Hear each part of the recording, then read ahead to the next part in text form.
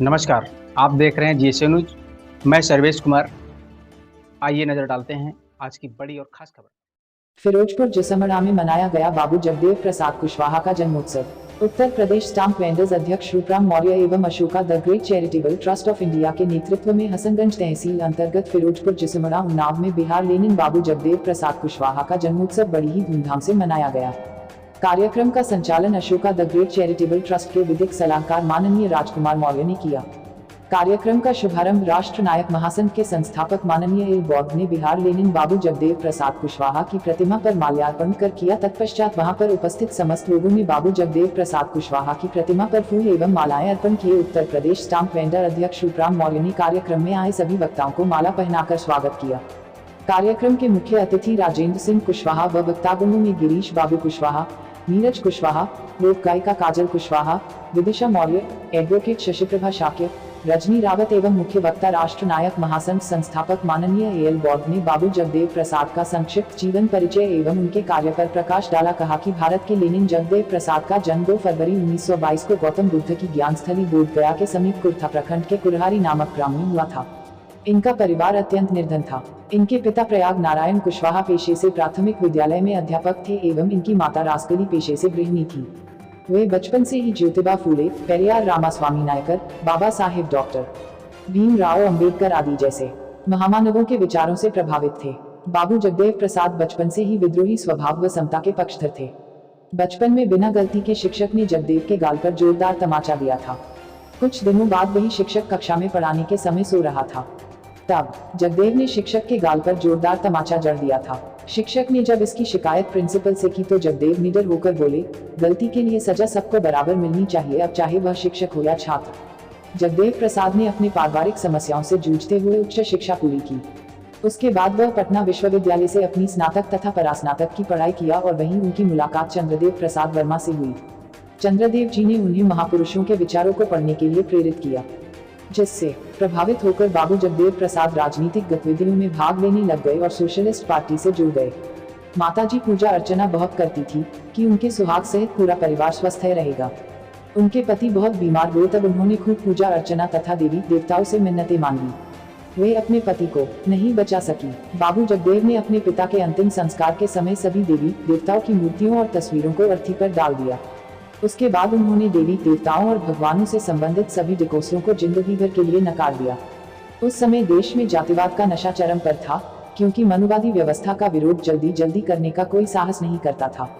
किसानों की जमीन की फसल का 5 कट्ठा जमींदारों के हाथियों को चारा देना उस समय एक प्रथा सी बनी हुई थी। इस प्रथा को पंचकठिया प्रथा कहा जाता था। बाबू जगदेव ने अपने साथियों के साथ मिलकर जब महावत हाथी को लेकर फसल चराने आया तो उसे मना कर दिया। महावत ने जब जबरदस्ती चराने की कोशिश की तो बाबू जगदेव ने अपने साथियों के साथ मिलकर महावत को सबक सिखा दिया। साथ ही भविष्य में दोबारा न आने की चेतावनी भी दे दी। इस घटना के बाद पंचकठिया प्रथा का अंत हो गया। बिहार में उस समय समाजवादी आंदोलन की बयार थी, लेकिन जे.पी. तथा लोहिया के बीच सैद्धांतिक मतभेद था। जब जे.पी. ने राम मनोहर लोहिया का साथ छोड़ दिया, तब बिहार में जगदेव बाबू ने लोहिया का साथ दिया। उन्होंने सोशलिस्ट पार्टी के संगठनात्मक ढांचे को मजबूत किया और समाजवादी विचारधारा को अपने हिसाब से प्रचार प्रसार किया। 1967 में बाबू जगदेव प्रसाद संसोपा उम्मीदवार के रूप में कुर्था से बढ़ी दर्ज की। उनकी सूझबूझ से बिहार में गैर कांग्रेसी सरकार बनी। 25 अगस्त 1967 में उन्होंने ने शोषित समाज दल नाम से नई पार्टी बनाई। उन्होंने ने नारा दिया कि 10 का शासन 90 पर नहीं चलेगा, नहीं चलेगा। 100 में 90 शोषित हैं, 90 भाग हमारा है। तारांकन बिहार की जनता इन्हें बिहार के लेनिन के नाम से बुलाने लगी। जेपी आंदोलन को गलत हाथों से निकालकर जन आंदोलन बनाया और मई 1974 को 6 सूत्रीय मांगों को लेकर सरकार पर दबाव बनाने लगे। कोई असर न पड़ने पर 5 सितंबर 1974 से राज्यव्यापी विस्तार दिया। परिणामस्वरूप कुर्था के डी.एस.पी. सत्याग्रहियों को रोका तो जगदेव बाबू ने प्रतिरोध किया। निर्दयी पुलिस ने उनके ऊपर गोली चला दी, जो सीधे उनके गर्दन में जा घुसी और वह बेहोश हो गए। फिर भी पुलिस घसीटते हुए पुलिस स्टेशन ले गई। चिल्ला रहे थे। पुलिस बंदूकों के कुंदों से उनकी छाती पर मार रही थी। उनके पानी मांगने पर उनके मुंह पर पेशाब किया गया। इस प्रकार उन्होंने थाने में ही अंतिम सांस ली। 6 सितंबर को उनका शव पटना लाया गया। उनकी शव यात्रा में लाखों लोग पहुंचे। इस तरह शोषितों के महान नेता बाबू जगदेव प्रसाद की हस्ती को मिटा दिया गया। कार्यक्रम के समापन की घोषणा करते हुए उत्तर प्रदेश स्टाम्प वेंडर्स अध्यक्ष ने कहा कि शिक्षा ही सर्वोपरि है, एक रोटी कम खाएं लेकिन अपने बच्चों को जरूर पढ़ाएं। तो लोगों ने वहीं सहमति जताते हुए अपने बच्चों को पढ़ाने की शपथ भी ली। कार्यक्रम में सैकड़ों की संख्या में लोग मौजूद रहे। माननीय बाबू जगदेव प्रसाद कुशवाहा का जन्मोत्सव कार्यक्रम बनाया गया है आपके नेतृत्व में, तो इस विषय में आप क्या कहना चाहते हैं? हम एक और हमारे लोग प्रण कर चुके हैं कि भारत लेनिन जगदेव प्रसाद जिस प्रकार क्रांतिकारी और इतिहास रचने का कार्य किया है, उनसे मैं प्रेरणा और स्रोत और आशा और विश्वास के साथ कहता हूँ, मैं उनके बताए हुए रास्ते पर गांव-गांव जाकर के एक एक घर को माता और बहनों की अलख जगा दूंगा और उनको बताऊंगा। अभी कुछ दिन पूर्व आपके माध्यम से माता सावित्री फुले का जन्मोत्सव मनाया गया था और उसके बाद आज जोधपुर में जगदेव प्रसाद कुशवाहा का जन्मोत्सव मनाया गया है आपके नेतृत्व में। तो इस विषय को लेकर आप लगातार महापुरुषों की जयंती मना रहे हैं, तो आपका क्या उद्देश्य है?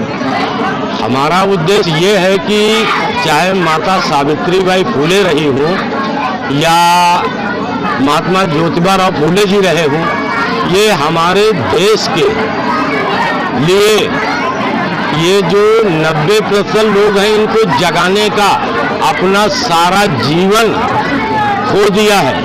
मैं उन्हीं की प्रेरणा से मैं देश के हर कोने कोने, हर गांव-गांव जा कर के गली-गली लोगों का उनका संदेश पहुंचाने का काम करूंगा। आप हमारे साथ में राष्ट्रीय नायक महासंघ के संस्थापक हैं और आज जगदेव प्रसाद कुशवाहा की जयंती में आप आए हुए थे और मुख्य वक्ता के रूप में थे, और जगदेव प्रसाद कुशवाहा की जयंती जीवन पर कुछ प्रकाश डालने का करते हैं। देखिए, जगदेव प्रसाद जी एक ऐसे विद्वान और उच्च कोटि के राजनेता हुए जिनकी जरूरत उस समय भी थी और आज भी ऐसे नेताओं की जरूरत है जो समाज को, जो एक शोषित वंचित किसान, मजदूर, अल्पसंख्यक, आदिवासी, जो उनके अधिकार उनको नहीं मिल पा रहे हैं।